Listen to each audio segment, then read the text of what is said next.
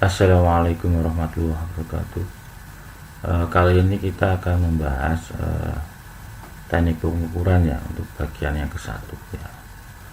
Seperti kita ketahui pada mata kuliah teknik kerja bergerak tangan ini ada alat untuk mengukur benda kerja yang nantinya akan Anda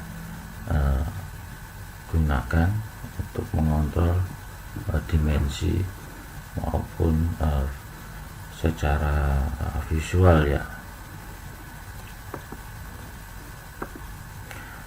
Berikut tujuan untuk teknik pengukuran. Yang pertama, mahasiswa dapat melakukan pemeriksaan dimensi benda kerja secara detail dan benar ya. Secara detail dan benar berikut dengan toleransinya ya. Terus yang berikutnya, dapat memilih alat ukur sesuai kebutuhan. Memilih alat ukur yang sesuai dengan kebutuhan, dengan kata lain mencari alat ukur yang bisa digunakan secara efektif dan efisien ya. Dibilang efektif, alat ukur itu sesuai dengan range dari pengukuran itu sendiri ya. Dikatakan efisien, alat ukur tersebut bisa mengukur dengan cepat ya.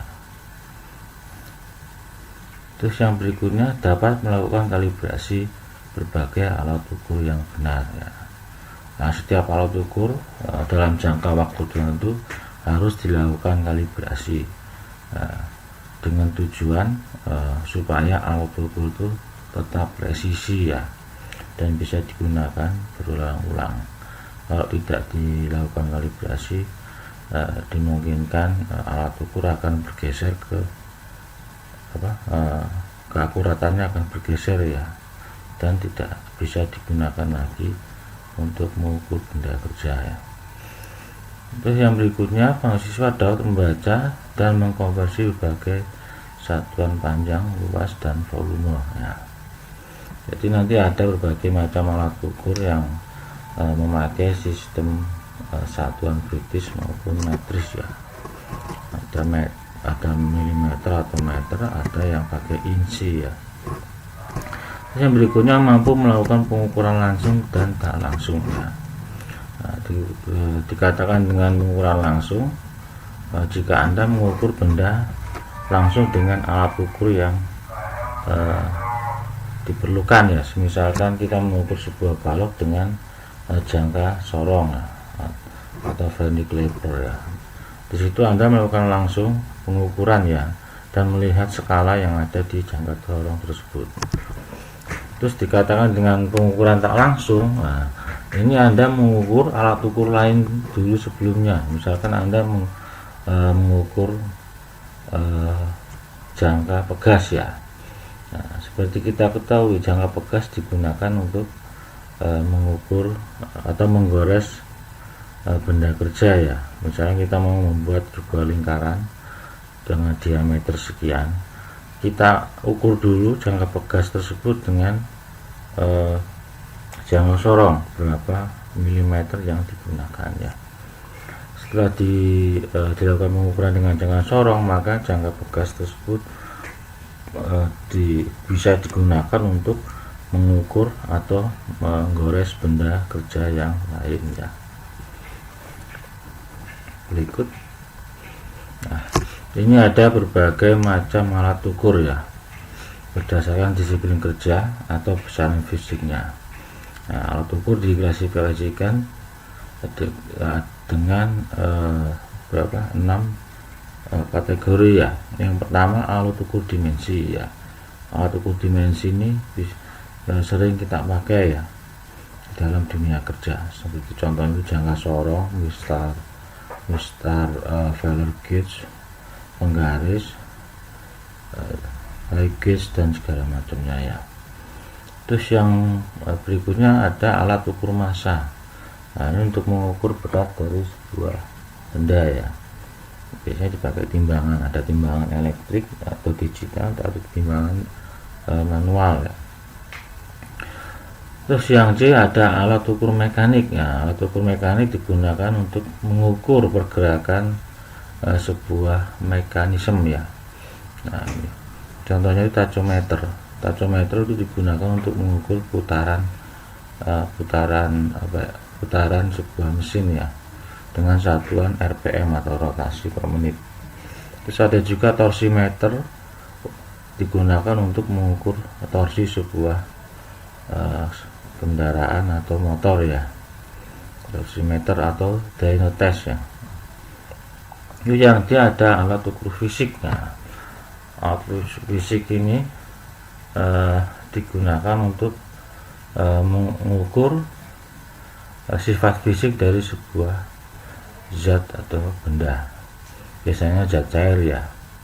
Nah, contohnya itu ada gelas ukur untuk mengukur volume zat cair misalkan ya. Terus ada viskometer, digunakan untuk mengukur kekentalan dari sebuah fluida atau zat cair. Terus ada juga flowmeter. Flowmeter digunakan untuk mengukur kecepatan dari fluida ya. Terus yang E ada alat ukur listrik ya, untuk mengukur kelistrikan ya, biasanya di elektronika ya. Ini ada ampermeter untuk mengukur arus listrik, bisa juga voltmeter untuk mengukur tegangan listrik ya. Terus yang F ada alat ukur suhu, ada termometer, ada termokouple dan sebagainya ya. Ini semua klasifikasi dari alat ukur ya. Nah, terus fungsi alat ukur. Nah, intinya dari fungsinya, alat ukur dapat dikelompokkan menjadi 3 ya. Yang pertama untuk monitoring proses dan operasi ya. Maksudnya seperti ini, untuk menjaga dimensi dari sebuah benda supaya tidak keluar dari spesifikasi yang sudah diberikan ya. Di dalam sebuah proses produksi atau di bagian quality control, sebelum barang masuk pasti akan dicek pengukuran dimensi dari sebuah produk tersebut ya. Misalkan dilakukan pengukuran sampel ya, dari 1000 produk diukur dan diambil sampelnya dulu sebelum diukur ya. Biasanya sih 10 produk. Ada nggak kira-kira yang tidak sesuai dengan spesifikasi yang kita tentukan ya. Ini untuk monitoring ya. Terus yang B ada pengendalian atau controlling proses dan operasi. Nah, kalau pengendalian berarti kan sebuah produk sudah jadi, terus diperlukan pengukuran ulang sebelum produk tersebut bisa dijual ke khalayak ya. Pengendalian biasanya di bagian outgoing quality control ya. Kalau monitoring itu biasanya di awal proses produksi ya. Kalau pengendalian biasanya di akhir proses produksi ya. Setiap proses produksi berapa lot atau berapa ribu produk pasti ada proses pengukuran secara sampling ya, sama seperti monitoring tadi, cuman kalau pengendalian produk sudah jadi ya. Terus yang C ada analisis teknik eksperimental. Nah, fungsinya nih lebih ke arah eksperimental atau percobaan. Nah, ini biasanya digunakan untuk khalayak akademisi ya, dalam melakukan sebuah eksperimen atau percobaan ya.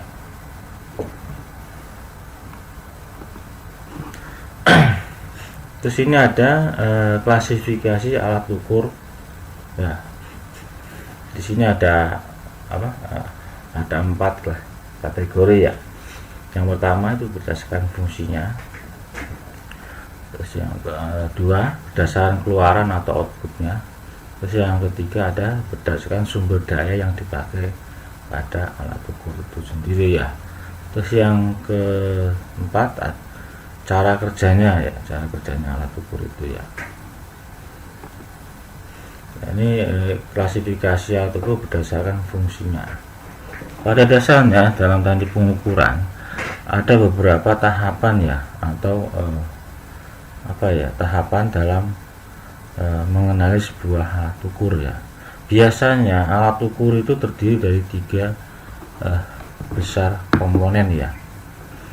Yang pertama ada sensor, ada manipulator, ada indikator. Nah, sensor ini terletak pada bagian paling terdepan dalam proses pengukuran ya. Misalkan kita menggunakan alat ukur untuk speedometer ya, speedometer dari sepeda motor ya.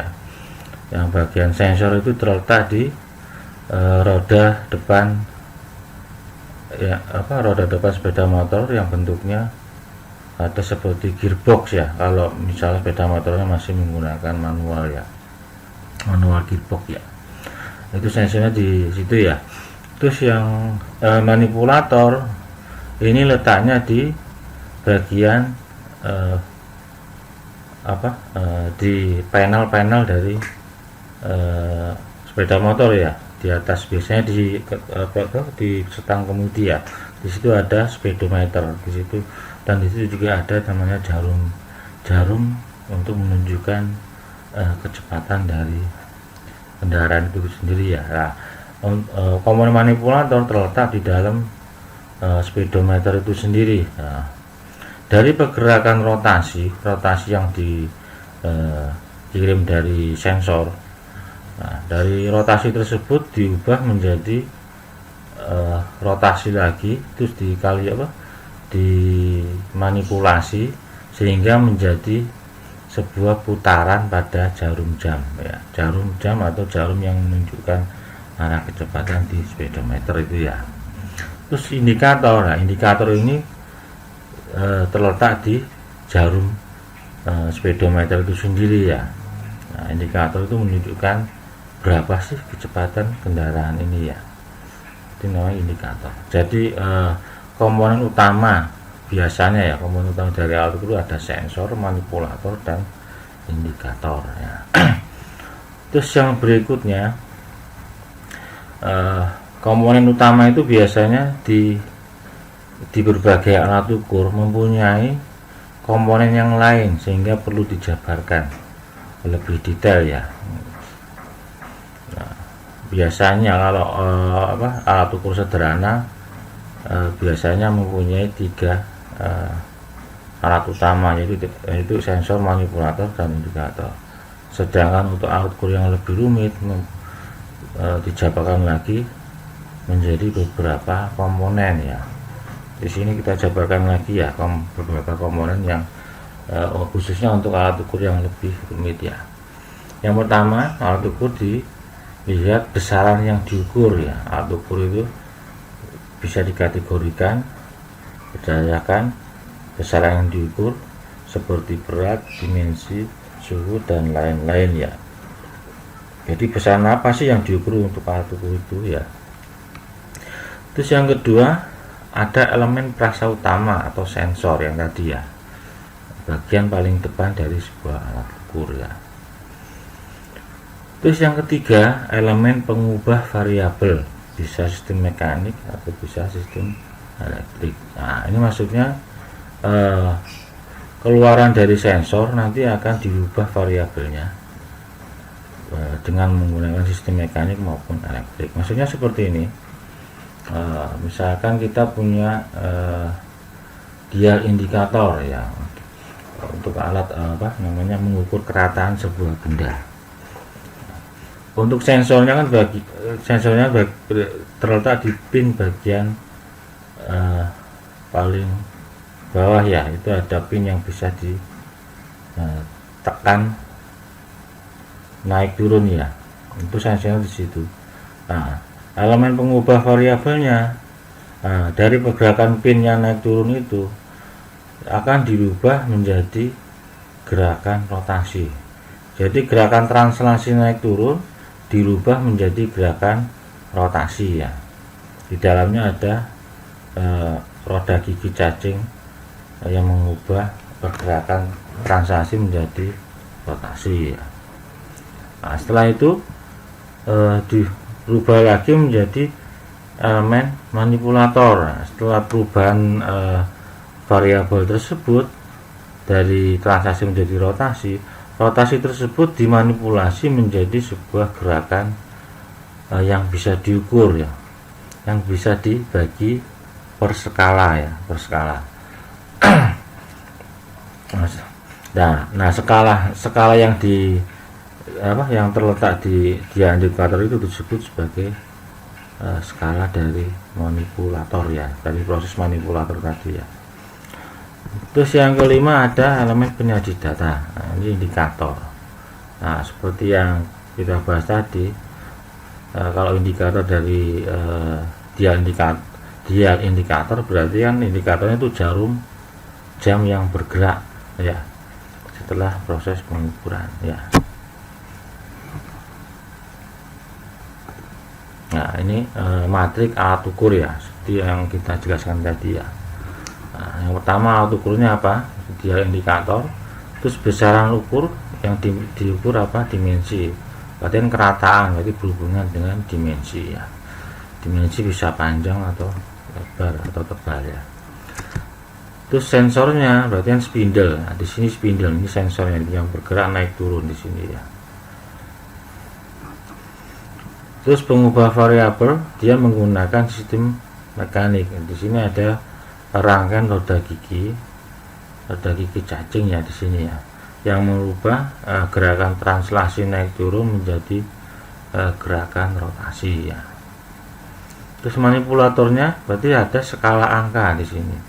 Setelah dirubah menjadi gerakan rotasi, maka rotasi ini dimanipulasi supaya bisa diukur secara skala ya. Nah, skala ini menunjukkan skala yang sudah dimanipulasi ya. Terus indikatornya yaitu jarum penunjuknya atau jarum jamnya ya. Terus yang kedua ini ada jangka sorong. Nah, jangka sorong digunakan untuk mengukur dimensi ya. Kebetulan ini contoh untuk jangka sorong yang manual ya. Untuk sensor terletak pada rahang pengukur di sini ya. Ini sensornya seperti ini. Ini untuk pengukur dimensi luar. Terus yang di atas untuk mengukur dimensi dalam, diameter dalam. Terus yang di sini, yang di bawah ini untuk mengukur kedalaman. Ini sensornya ada 3 untuk jangka sorong manual ya. Terus pengubah variabel ada nggak kalau pengubah variabel di jangka sorong manual ini? Kan tidak ada kan? Nah, di sini langsung terlihat skala ukurnya ya. Terus untuk manipulator, maaf ini harusnya ada skala angka ya, ada skala angka. Terus indikator, di sini ada 2 indikator yang bisa dilihat setelah pengukuran ya, yaitu skala utama yang terletak di panjang dari jangka sorong itu ya. Ini ada skala utama. Terus ada skala nonius yang terletak di sini ya, bagian yang kecil ini ya.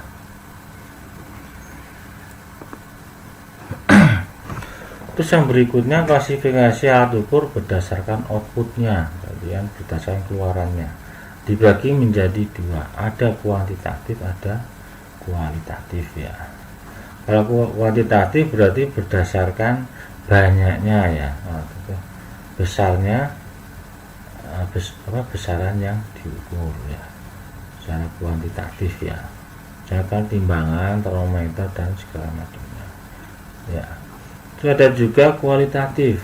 Kualitatif berarti mengukur secara kualitas, bukan banyaknya, tapi kualitas. Di sini contohnya ada pH meter, nah, terus ada kalorimeter. Ya, maksudnya kualitas gimana? Nah, pH meter ini kan menunjukkan berapa tingkat keasaman dari sebuah zat ya. Jadi nggak melihat berapa banyak ya, cuma hanya melihat tingkat keasaman dari angka 0 sampai angka 7 ya misalkan ya. Jadi udah ada range-nya itu enggak akan melebihi itu kualitatif itu.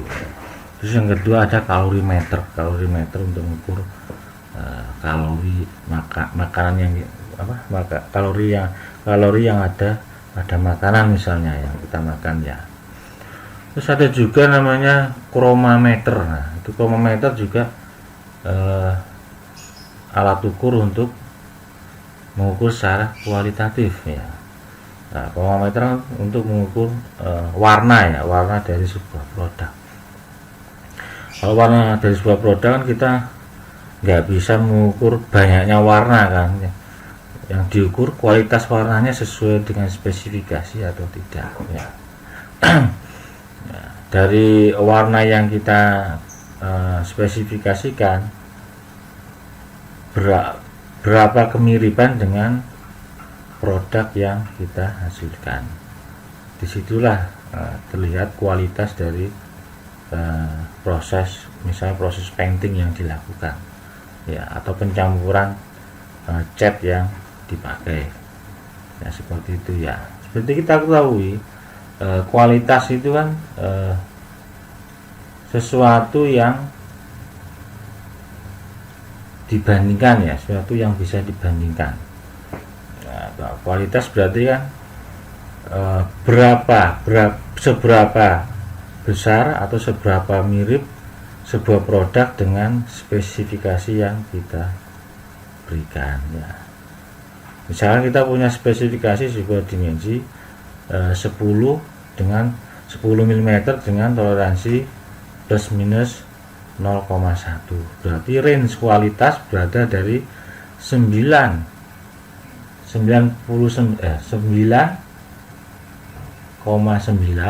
sampai 10,1 range-nya itu. Jadi produk itu berkualitas jika setelah dilakukan pengukuran mempunyai range dimensi antara 9,9 sampai 10,1. Di luar itu berarti produk tersebut dikatakan mempunyai kualitas yang jelek. Nah, seperti itu ya. Kualitas berarti kan harus ada benda yang dibandingkan. Sama seperti proses pengukuran. Proses pengukuran itu proses membandingkan sebetulnya. Membandingkan antara benda satu dengan benda yang kedua.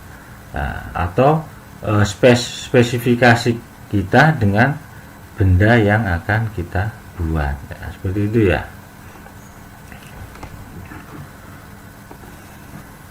Terus ini ada klasifikasi berdasarkan sumber dayanya ya. Di sini ada dua, ada self operated dan power operated. Nah, self operated berarti tidak membutuhkan daya ya. Jadi langsung dari alat ukur itu sendiri. Misalkan ada termometer air raksa. Air raksa kalau kena panas berarti dia akan mengalami gaya kapilaritas dan dia akan naik ke atas dari tabung termometer itu ya, karena adanya daya kapilaritas. Terus ada juga barometer ya. Barometer juga sama ya, untuk mengukur tekanan udara ya. Jadi kalau self operated itu tidak membutuhkan daya lain ya. Contoh lain seperti jangka sorong manual. Jangka sorong manual kan berarti tidak membutuhkan daya yang dibutuhkan. Beda lagi kalau jangka sorong digital, dia membutuhkan daya lain seperti baterai untuk menghidupkan layar digitalnya ya. Terus ada power operated ya. Dilihat dari ini kebalikannya dari self operated. Kalau ini membutuhkan sumber daya dari luar, misalkan osiloskop, alat mengukur pergerakan gelombang ya, biasanya dipakai di jurusan elektronika ya. Terus ada jangka sorong digital tadi ya. Segala sesuatu yang bersifat digital pasti membutuhkan daya dari luar, seperti hard disk digital, kromometer digital, segala macamnya ya.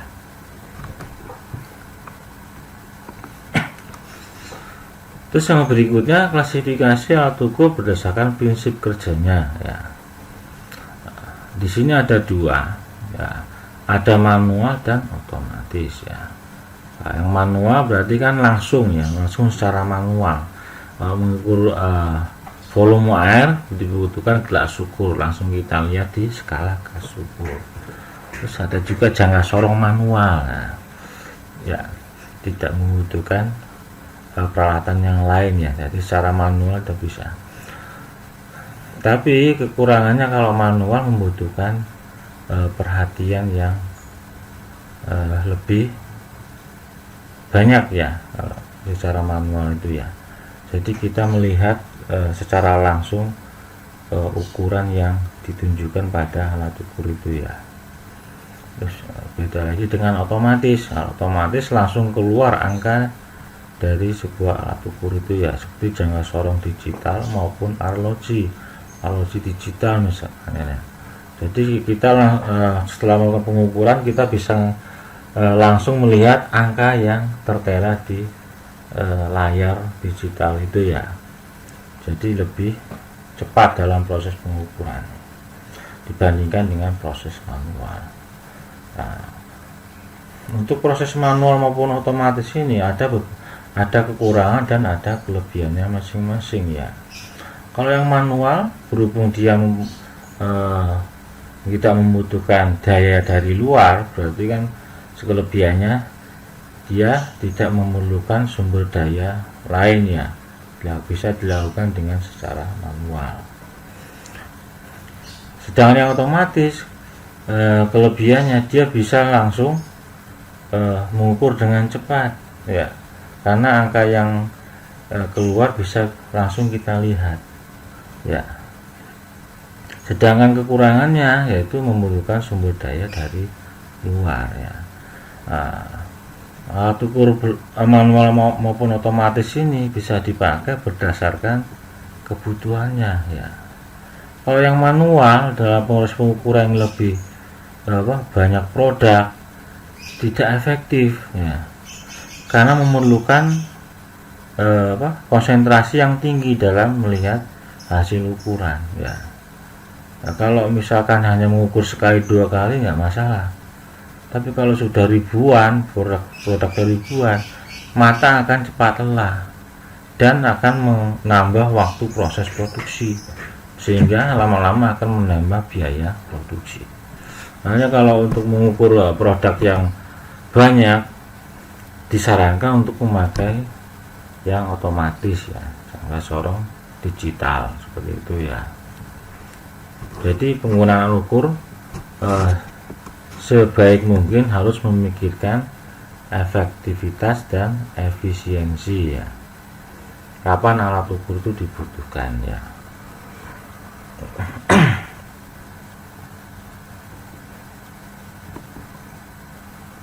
Di sini ada berbagai alat ukur ya. Ini adalah alat ukur yang paling sederhana ya, penggaris ya. Penggaris ini ada dua skala biasanya ya, ada skala metris maupun skala inch ya. Nah, ini bisa biasa Anda gunakan di pengukuran sederhana ya.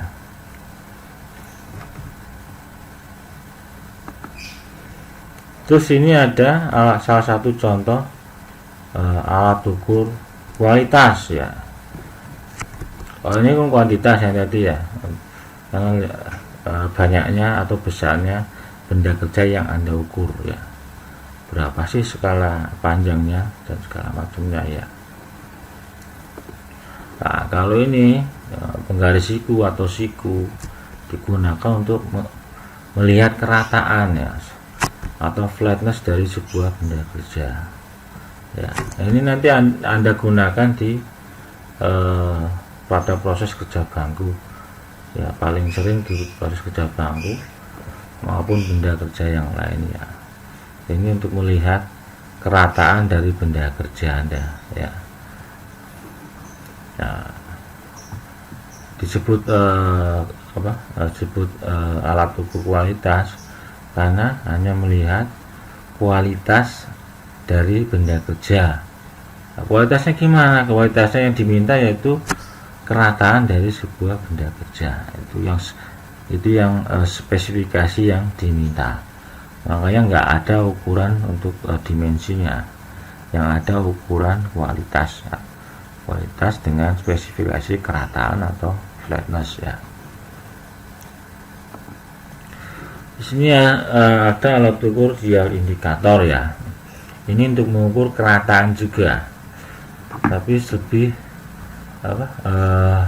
lebih detail, makanya lebih detail ya untuk per titik ya. Biasanya digunakan untuk mengukur kelengkungan atau lendutan ya, dengan ketelitian 0,01 mm ya. Ini maaf milimeter ini ya. Terus yang keempat ada mol radius ya. Mol radius juga termasuk alat ukur kualitas ya. Berapa ron yang dibuat, yang dikerjakan pada benda kerja.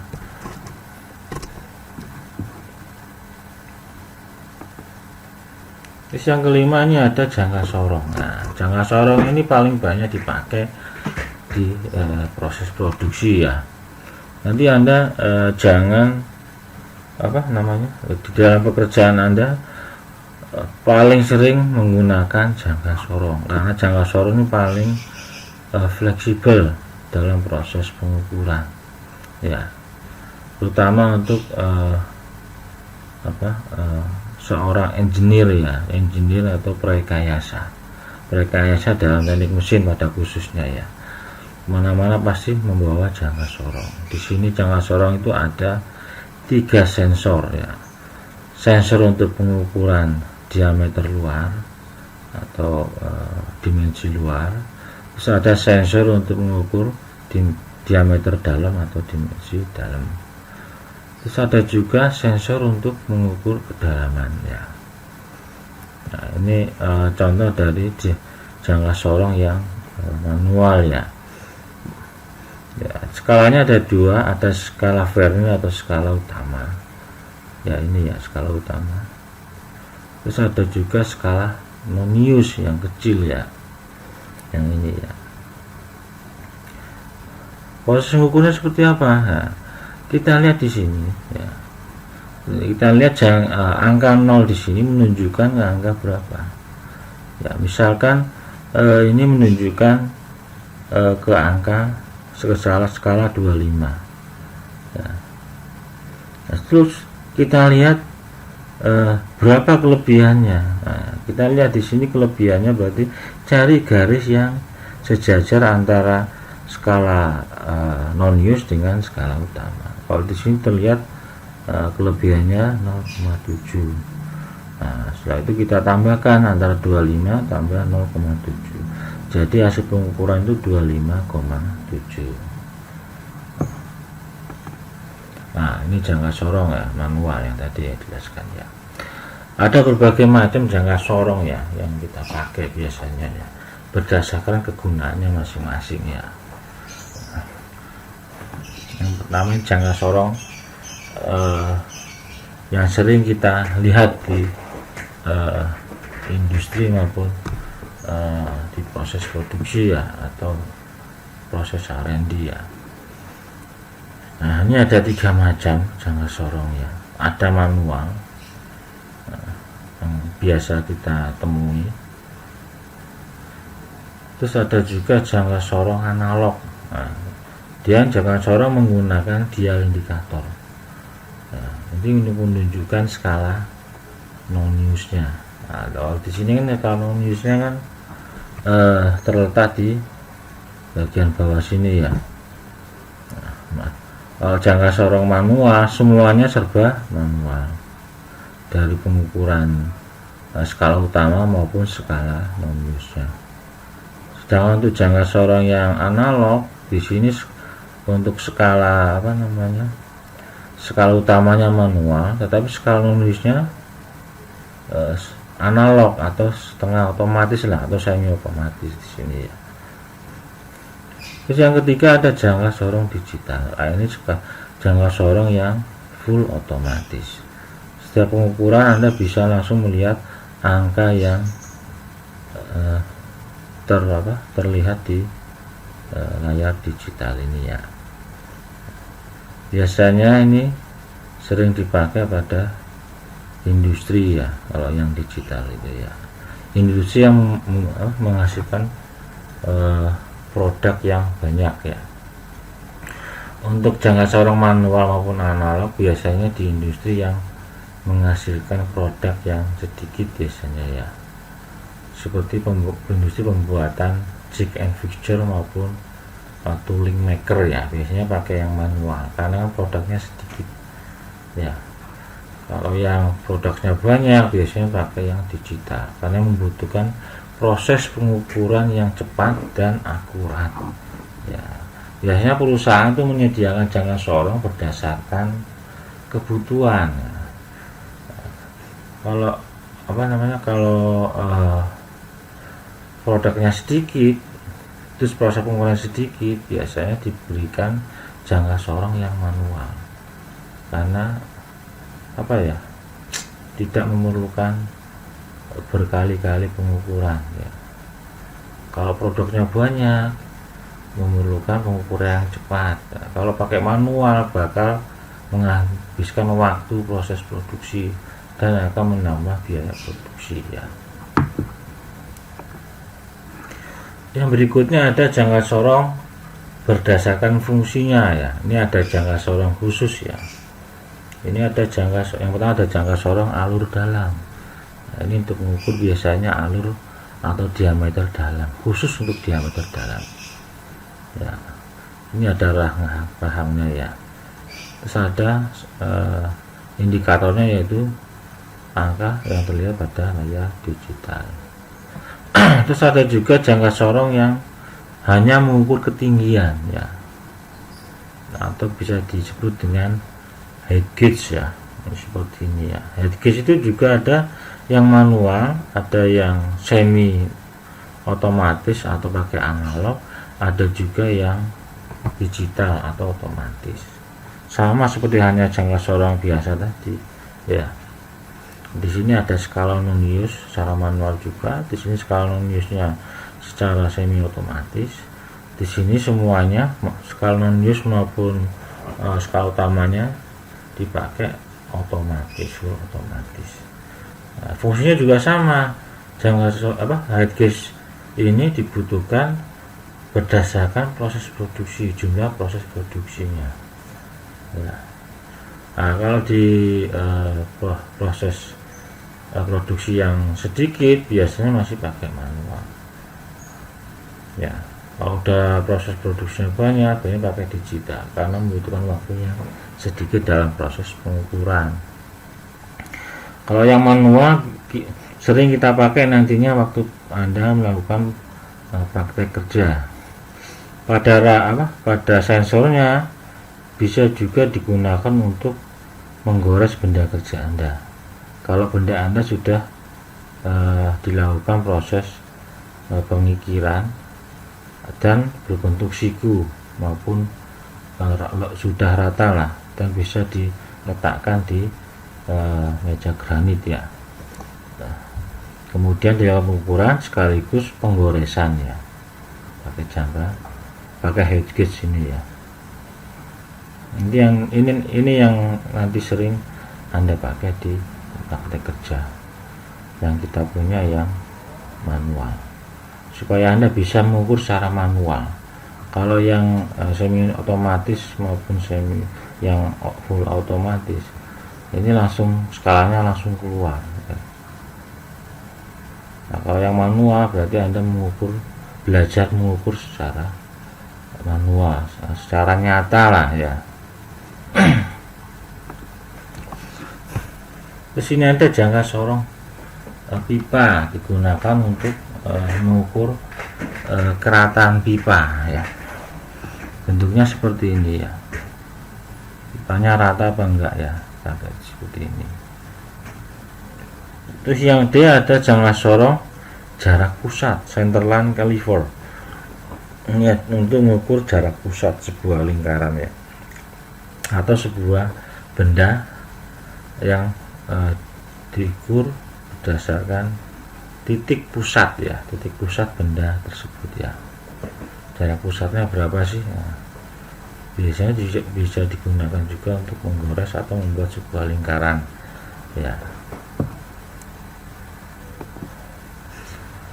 Terus ini ada jangka sorong khusus untuk mengukur roda gigi. Nah, biasanya untuk mengukur jarak antar biji roda gigi atau ketebalan gigi.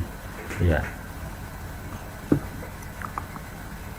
Ini nanti digunakan pada proses mesin praktek kerja mesin freeze ya, untuk membuat roda gigi. Nanti Anda akan dipinjamkan jangka sorong khusus untuk roda gigi. Terus ada juga jangka sorong cakram. Nah, ini untuk mengukur ketebalan cakram ya, khusus untuk cakram ya. Di sini ada sensor, 2 sensor pada rahangnya ya. Kenapa kok ada berbagai macam jangka sorong? Padahal jangka sorong yang jangka sorong yang seperti ini sudah mewakili ya. Kembali lagi, tujuan pengukuran itu apa ya? Ya, pengukuran itu apa? Tujuan Anda mengukur benda itu apa? Ya. Kalau bendanya memerlukan lebih presisi dan jumlahnya banyak, bendanya sama semua, harus dipakai alat ukur yang lebih presisi khusus untuk benda kerja yang diukur ya. Ya, kalau buat roda gigi lebih presisi kalau memakai jangka sorong roda gigi. Ya. Kalau untuk untuk misalkan untuk ketebalan cakram ya lebih baik pakai yang presisi untuk jangka sorong cakram ya. Sebenarnya bisa pakai jangka sorong manual, cuman kan secara kualitas maupun misalkan produknya banyak, akan kelamaan Anda dalam proses pengukuran ya.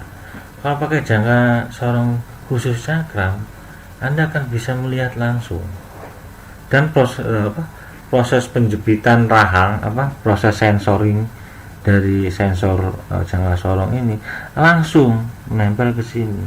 Anda nggak usah menyeting lagi ya. Ini kalau jangka untuk mengukur produk yang banyak digunakan, disarankan untuk memakai jangka sorong yang khusus ya, atau alat ukur yang khusus ya. Kalau dalam proses engineering yang produknya sedikit, oke lah kita bisa pakai jangka sorong yang biasanya, karena proses pengukurannya kan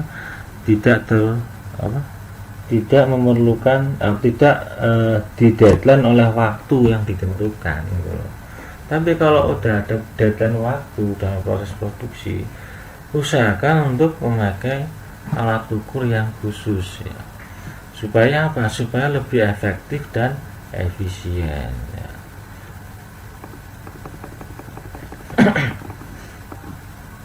Nah, ini bagian-bagian dari jangka sorong. Nah, di sini kelihatan ini nomor 1 adalah rahang atau outside jaws, rahang untuk mengukur bagian luar ya. Terus yang kedua ada rahang untuk mengukur bagian dalam atau diameter dalam ya. Terus yang ketiga ini ada sensor untuk mengukur kedalaman. Terus yang keempat ada main scale atau skala utama ya. Terus yang kelima, nomor 4 ini skala utama untuk satuan cm. Terus yang kelima untuk satuan inci ya. Terus yang keenam ada skala non-use atau skala Vernier untuk satuan mm. Terus yang ketujuh untuk satuan inci ya.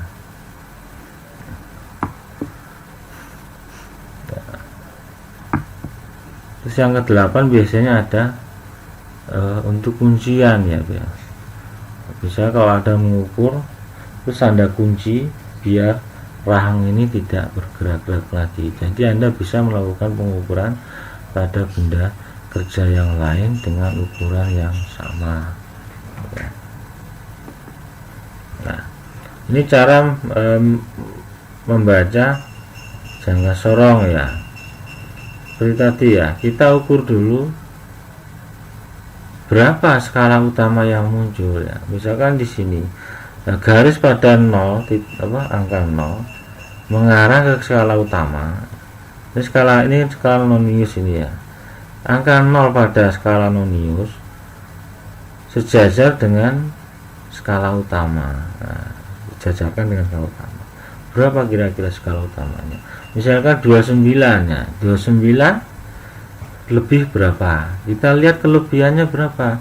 Kita cari garis yang sejajar antara skala nonius dengan skala utama. Sekarang di sini ya, yang paling sejajar pada angka 0,8. Di sini 8 sejajar dengan garis yang di sini paling sejajar. Nah, kemudian tinggal menambahkan 29 ditambah 0,8 ya. Jadi ukuran yang dihasilkan yaitu 29,8 ya. Kebetulan ini untuk spesifikasi jangka sorongnya atau penelitiannya 0,05 ya, karena di sini ada skala noniusnya ada 0,05. Misalnya ini ada 7, ada 7,5, 8, 8,5 segala macamnya ya. Misalkan angka 8,5 nih muncul di sini ya, atau 85, berarti kan Anda menambahkan 0,85, jadi 29,85. Jadi ketelitiannya sampai 0,05, setengah dari skala nonius ini ya ketelitiannya. Pak, ukuran yang paling kecil dari skala nonius lah.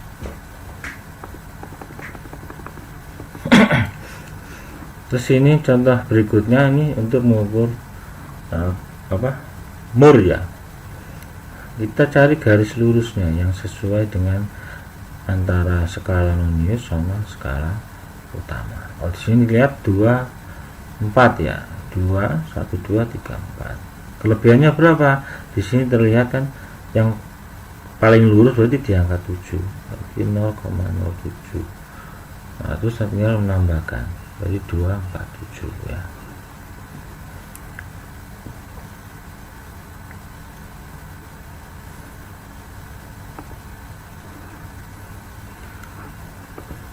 Maaf, ini untuk ketelitian 0,01 ya kalau yang ini ya. 0,01, lebih teliti lagi sebenarnya ini. Terus ini ada untuk ketelitian 0,02. Nah, ini lebih teliti lagi dari 0,05 ya. Kita lihat untuk skala utamanya berapa. Nah, misalkan skala noniusnya kan 1/50 ya, berarti kan ada 50 garis ya di skala nonius ya. Sedangkan untuk skala utamanya berarti 49 ya. Jadi untuk satu skala nonius ukurannya 0,98 skala utama ya.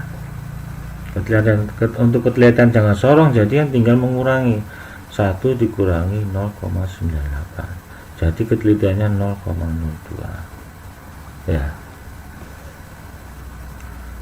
Paham kira-kira ini ya? Kita ulangi ya. Nah, misalkan di sini terbaca 49 skala utama sama dengan 50 skala nonius ya. Jadi berdasarkan satu skala nonius 1/50 dikalikan 49 skala utama ya. Nah, didapatkan satu skala nonius berarti kan 0,98 skala utama.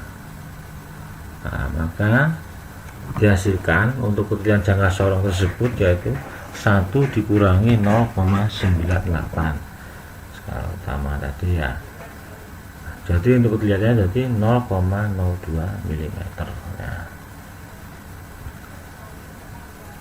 Atau bisa dikatakan ketelitian jangka sorong itu adalah satu bagian skala utama dibagi sebanyak skala lonius ya, jadi 1/50 ya, sama dengan 0,02 ya.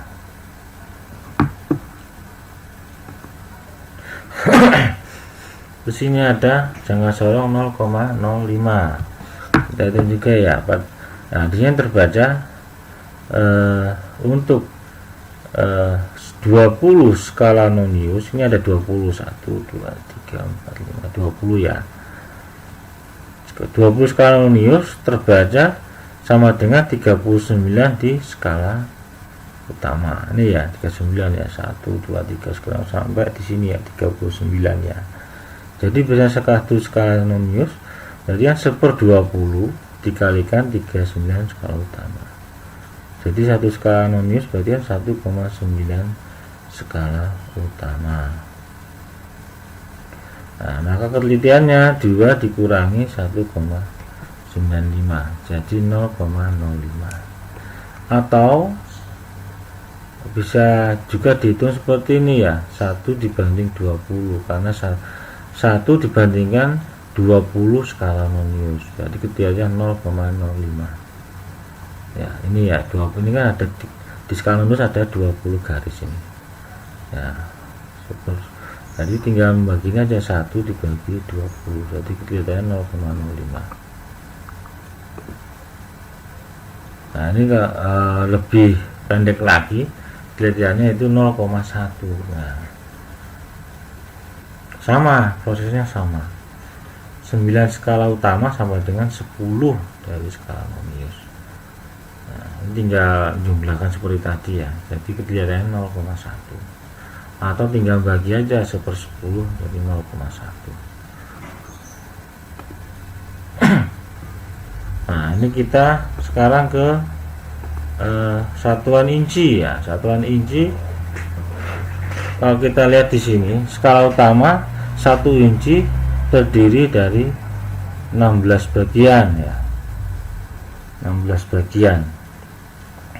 Maka satu skala utama sama dengan 1/16 inci ya, ini skala utama. Terus kemudian skala nonius terbagi dalam 8 bagian. Ini skala nonius 8 bagian ini ya. Kalau 1 inci, kalau skala utama terdiri dari 16 bagian dan skala nonius 8 bagian. Maka ketelitian jangka sorong tersebut satu skala utama dibagi dengan jumlah skala nonius ya. Jadi 1/16 dibagi 8 dibagi dibagi 8 sama dengan 1/16 kali 1/8. Jadi ketelitiannya 1/128 inci untuk ketelitiannya ya.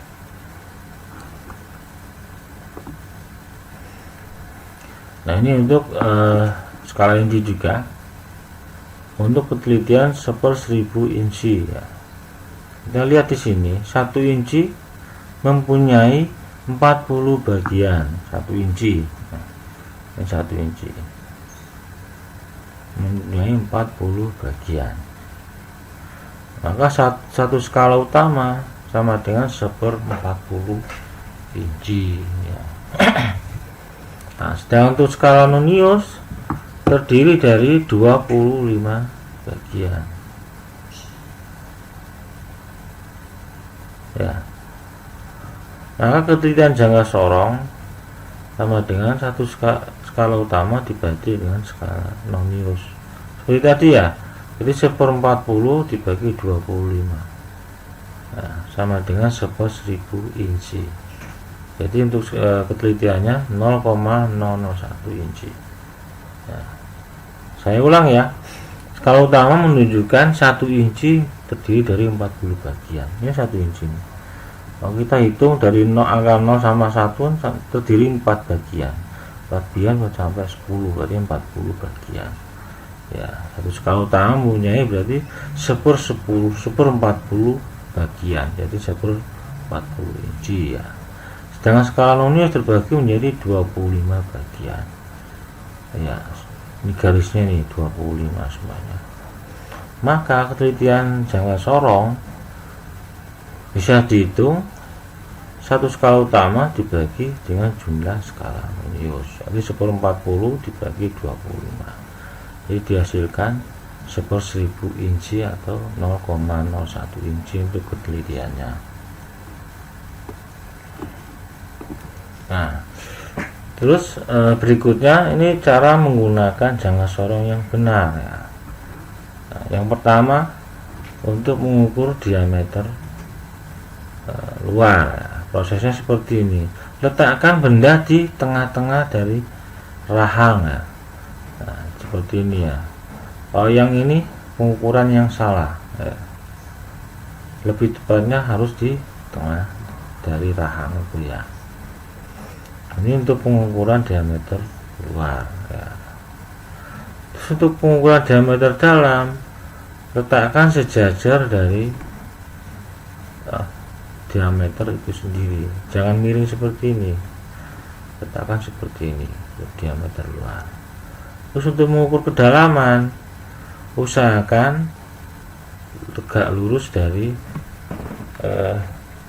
sensornya ya, seperti ini ya, jangan seperti ini, jangan seperti ini. Kalau seperti ini ya nggak nempel ujung sensornya ya, usahakan menempel ke dasar ya, jangan seperti ini. Oh, ini kan miring, apalagi yang ini tidak menempel ke dasar ya. Ya. Sekian dari saya untuk alat ukur bagian pertama. Nah, kalau ada yang ditanyakan silahkan ya.